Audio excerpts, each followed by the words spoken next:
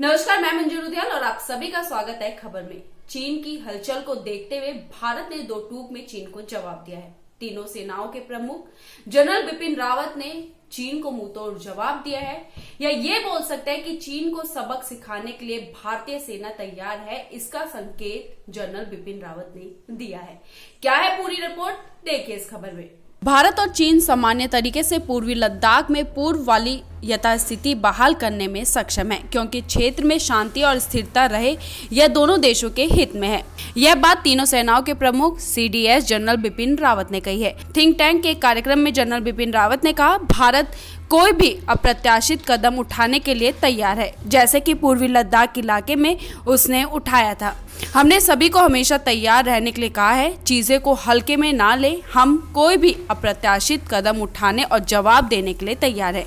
जैसा हमने भूतकाल में किया है, वैसा हम भविष्य में करने में भी सक्षम हैं।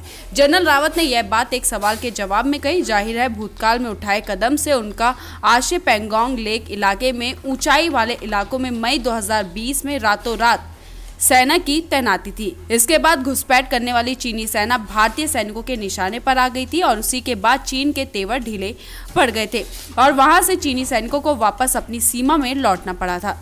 इस समय डेप्सांग समेत कुछ इलाकों में चीनी सैनिक काबिज हैं और अपनी मौजूदगी को मजबूत कर रहे हैं। चीन के अवैध कब्जे वाले इलाके में सामान्य स्थिति की बहाली के संबंध में पूछे गए सवाल के जवाब में जनरल रावत ने कहा, दोनों पक्ष राजनीतिक, कूटनीतिक और सैन्य स्तर पर बातचीत जारी रखे।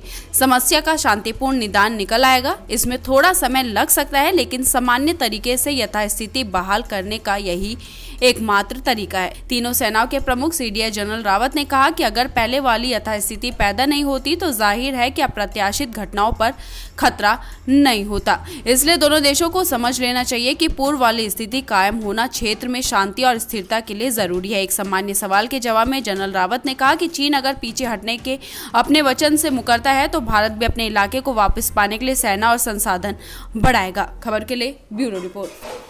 तो ये थी पूरी खबर, जहां हमने आपको बताया कि किस तरीके से जनरल बिपिन रावत ने चीन को जवाब दिया, साथ ही चीन को ये भी समझाया कि अगर चीन अपनी हरकतों से बाज नहीं आता तो भारत कोई भी कदम उठा सकता है।